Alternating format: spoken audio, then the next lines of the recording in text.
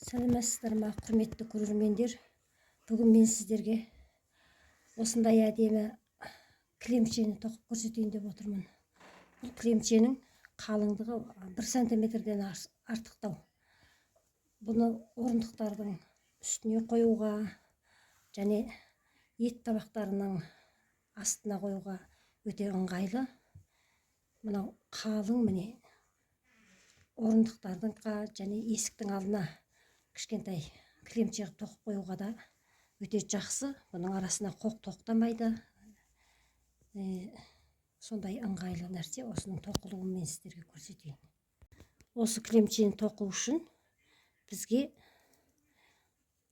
жуантық жіппенен 70 ілмек іліп алуымыз керек. 70 ілмекті санап отырып осыдан іліп аламыз.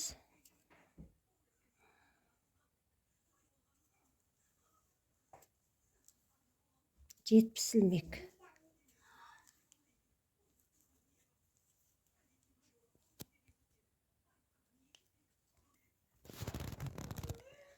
Осы 70 ілгекті алғаннан кейін біз мына ілгек бізімізге бір орап алып, астынан екіні қалтырып, үшіншіден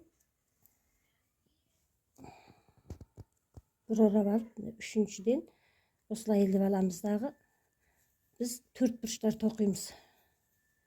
Мынада осыны үстіп шығарып алғаннан кейін 2 рет жай аламыз. Одан 1 рет орап аламыз да, астынан екіні қалтырып, үшіншіден осылай алып отырамыз. Біз клетка қып, барлығын осылай клеткаменен тоқып шығамыз.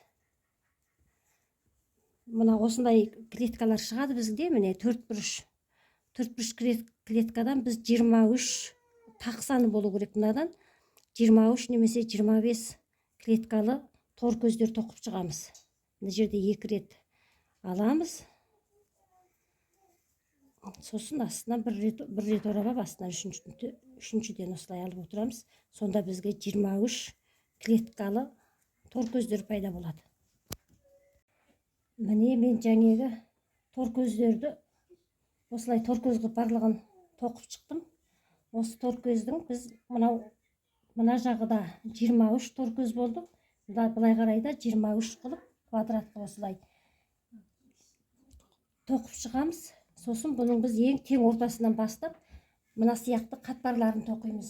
Мына сияқты қатпарларын осылай бетінде кілемшенің түгі сияқты болып тұратын қатпарларын тоқимыз. Тең ортасын тауып алдым. Мына жағынан 11 клетка, жан жақ 4 жағынан да 11 клетка қап, тең ортасындағы клетканы алып,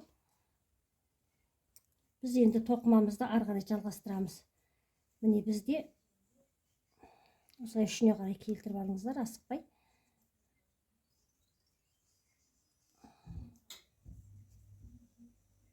Осыны былай байлап тоқып алғаннан кейін бізге мына бізімізге бір орап алып, осыдан міне жерге 3 қайта аламыз. 1, 2, міне бір орап аламыз дағы.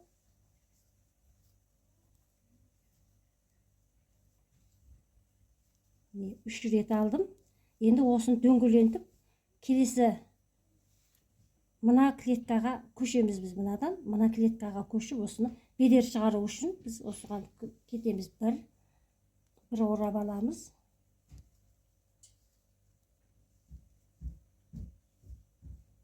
Орап аламыз дағы. Әр клетка сайын осындай бір жерден 3 қайта алып отырамыз. Міне бір жерден 3 қайта аламыз. 3 қайта алдық. Келесі мына қиғаштың мына клеткасын алдық. Енді екінші жағынан тағы да осылай 3 қайта аламыз.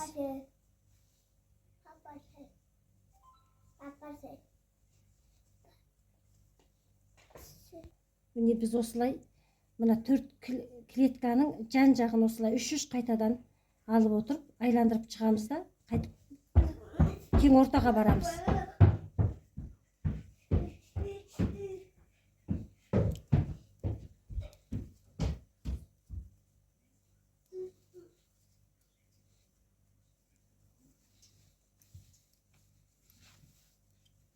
Міне былай келдік. Мына жермен келіп, қайтадан ортаға қазір келіп түсеміз.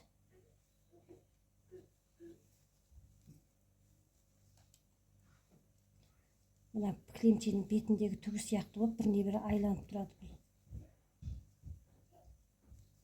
Әр қайсысынан 3 реттен алып отырыңыздар. Жібіңіз жіміш керек болса 4 қайта алуға да болады. Міне біз қайтадан айланып отырып кеп мына ортаға келдік. Енді осы ортадағымызға тағы да 3 қайта іліп аламыз. Бір орап. Біз міне айланған гүл сияқты болып келетіннің біз міне біріншісін тоқыдық. Енді мына клеткамызға біз екіншісін тоқимыз. Одан мына қиғаштанған осы үшінші клеткаға қайтып мынаны тастап, төртінші клеткамызды осылай толтырамыз дағы әр қарай түрлі жіптерменен осыны барлығын тоқып шығамыз. Міне мен осылай жаңағы клеткаларымыздың барлығын осылай тоқи бастадым. Енді сіздерге ар қарай осыны үйренгілеріңіз келсе, толығыменен каналға тіркеліңіздер.